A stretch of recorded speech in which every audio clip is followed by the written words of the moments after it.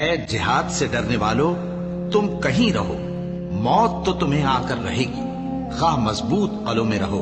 वो अल्लाह के पैगंबर की मर्जी के बरखिलाफ बैठ रहने से खुश हुए और इस बात को नापसंद किया कि अल्लाह की राह में अपने माल और जान से जिहाद करें। और दूसरों से भी कहने लगे कि गर्मी में मत निकलना।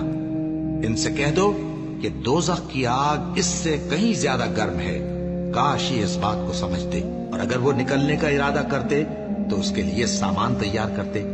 लेकिन अल्लाह ने उनका उठना और निकलना पसंद ही ना किया तो उनको हिलने जुलने ही न दिया।